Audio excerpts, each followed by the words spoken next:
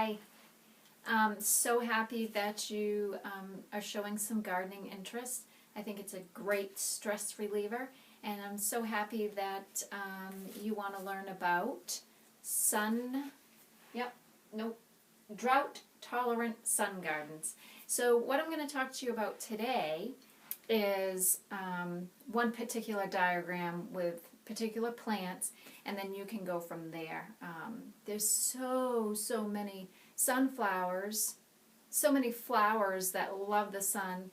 You don't have to have, on some of these, you don't have to have a green thumb at all. You can just pretty much plant them in the ground and they're going to survive. So let's talk about creating a garden. What I highly recommend is putting your thoughts onto paper. So you've created this garden in your head that you want to put in your yard this summer. I always recommend drawing it out on a piece of paper, even the size, and then picking the plants that you want. Look through magazines, look online, go to your local garden center. Just remember, it's always nice to have full bloom all through the whole season. So you're going to want to pick plants that bloom in the spring, the full summer, and in the fall. Some of the plants you can even pick that bloom in some of the winter. Always check your zone, what garden zone you're in, and we'll be offering a zone table soon, so look for that. So let's talk about what tools you will want. And I have my little cheat notes here. In the background you're going to see a diagram of what I've done, and when we talk about it you can have a piece of paper and pen handy while you're watching this, and you can kind of get ideas from that and write it down on the paper. And it's really what you want to do in your yard, not necessarily copying this, but it'll give you an idea. So what you're going to need is to have your diagram on paper, and everything's ready. You've bought in your plants and you're getting ready to go outside. So what tools you will need? You'll need your wheelbarrow, you will need a shovel, an edger, a hoe, and you'll need your small gardening tools. Now if you have a whole yard that's just grass, you need to dig up the grass. You need to maybe build up the yard where you want this particular garden, or maybe it's just flat, or maybe it's a container garden. So you want to do that. You want to prepare your soil. That means if you want it more acidic, depending what the plants that you bought are calling for. Maybe you want it more acidic or not so acidic. Maybe you need some extra peat moss for moisture, depending on the plants that you have bought. What I use and what I recommend is manure. This fertilizes the plants. You'll want peat moss, which is a soil conditioner, and it helps regulate the moisture for your plant. Miracle-Gro soil to put in with the soil that's already in the ground. You don't want to, once your plants are planted, you don't want to feed them or fertilize them for that particular season. You'll want to water them, but you won't want to put Miracle-Gro or any plant food on them, and you won't want to fertilize that. Why? Because you want the roots to go down and deep into your ground, into the soil. If you feed or use fertilizer, the roots will stay at the top of the surface, and they may not survive your winters. So be sure not to feed or fertilize that first year, because you want your roots to go deep into the ground. Maybe you want mulch after you put your plants in. Maybe you're going to want mulch. Maybe you're going to want landscape rock. Maybe you're going to want pavers. You're certainly going to want the weed paper. So you prepare your soil, you plant your plants, and then you put the weed paper down. It doesn't totally get all the weeds out, but it helps with the majority of the weeds. Then what I do is after you prepare the area, you've already dug the holes of where you want these plants to be, and then I place my purchased plant that's in the pot, and I put them in the holes. So if you look at this diagram, I'll explain it in a few minutes, but if you look at this diagram, I have A, B, C, D, E, F, G of what plants are what.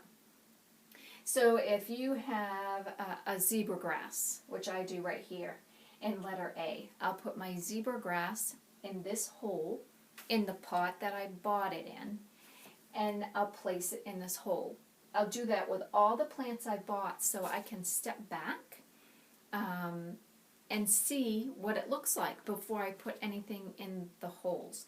Maybe something's off center. Maybe I don't want the zebra grass here. Maybe I want it over here. So then I've got to shift my whole diagram. It all depends on the place in your yard you have it for symmetry. You know, if you're up against a fence post or a fence, for me, you certainly don't want the tall zebra grass on the inside. You really want to take this zebra grass, only one, over to the left side where the opening, with the end of your garden is, your garden your flower garden that you're making. So you want to do that, and then step 2, you take your garden. We just did that. You take your garden and that you had put on paper, and you put the pots into these holes. And so I'm going to explain to you what plants I have here.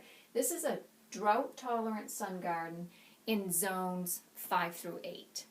And what I wanted for a garden was 7 feet long and 4 feet wide. And I wanted this particular garden for hummingbirds and bees and flowers. Hummingbirds and butterflies. Not necessarily for the bees, but you're going to get it because of the plants we put in here. So once you've got your diagram, once you've got your plants in the holes, something doesn't look like, move things around, then you go to step 3, which is spacing is key. So we have, on this diagram, of course, it's going to look smaller than it is outside, but when you purchase your plants, spacing is key. So you've got to make sure you read the little label your landscape center, your garden center gave you. If it says, like for instance, I have Dragon's Blood Sedum here. If this needs 5 feet, because when it's fully grown, it's going to take up this whole 5 feet. You certainly don't want your Sun Gaillardia tucked underneath it. So be sure you pay attention to the spacing on each plant's label.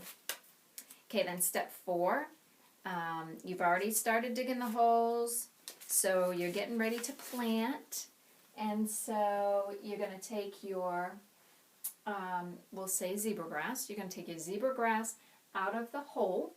You're going to do a mixture of the manure, the peat moss, and the soil that you already had there, and mix it all together. You're going to take the plant out of the pot itself, and you're going to squish the soil that's around the roots that have grown in the pot, and you're going to squish and squeeze and kind of wake up the roots a little bit. And then you're going to plant it in the hole. You'll want to make sure that the plant root ball is a little bit above ground level. I would say an inch and a half above ground level, because you're going to put the weed paper and then you're going to put the mulch. So you want to be sure that the plant doesn't get stuck in a hole where it can grow a puddle of water around it. You certainly would most likely kill your plant that you just put in there. When everything is planted, you're going to put your mulch, you're going to put your weed paper, and then you're going to put your mulch. Maybe you wanted to put pavers around the edge, or maybe you just wanted an edger, or maybe you wanted to create an edge. That's where you would need your edger tool, just to cut the grass around the edge so you wouldn't have grass growing in there as well.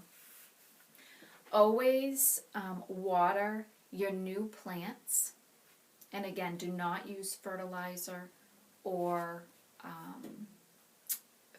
food because of that root. You want the roots to go down into the ground instead of staying level. I am going to tell you which plants I use to create this garden for the hummingbirds and the butterflies. So I had one zebra grass, and I put it here. Remember too that when you're creating a plant, a landscape garden, a flower garden, odd numbers are best. It's more symmetric if you use odd numbers. So either have by 1, 3, 6, or 9, or depending on how big it is, you can use 12. But always use an odd number. It just looks better and it's more symmetric. So I have one zebra grass, and I have one blue fragrant lavender. I have one tutti frutti hummingbird mint. They love that. And one dragon's blood sedum. Excuse me, it's bright red and attracts the hummingbirds. This Arizona Sun Galladia, there's 3 of them here. And then I have 5 butterfly hybrids coneflower mix, which is here. 1, 2, 3, 4, 5. And then I have 3 gay butterflies, butterfly plant. This is absolutely beautiful. H, it's here. This is absolutely beautiful, colorful. This whole garden is colorful. We'll bring the butterflies, we'll bring the hummingbirds.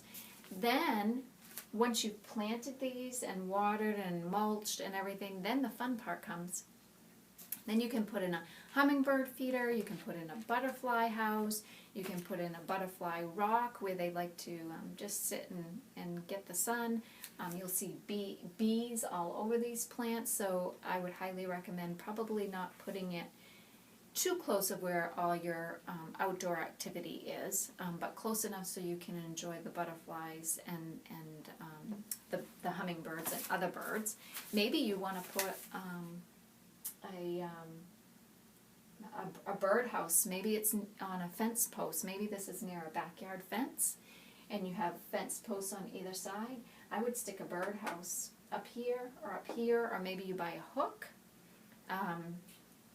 and put the birdhouse on a hook, or just on the post itself. So I hope that was helpful for you. And again, always put it on paper because it may change, your thoughts may change. I think the winter months are the perfect time to start creating in a journal your different gardens. That way when spring and summer are here, you can just go out and get your hands dirty. Oh, and don't forget your gardening gloves. So I hope this was helpful to you. If you have any questions, please be sure to leave me a comment. I am over on Facebook, and I do have a website. I will leave both those links for you. And why don't you come on over and introduce yourself and let me know what you've planted for your gardens. Hope you have a great day. I'll talk to you soon. Bye-bye.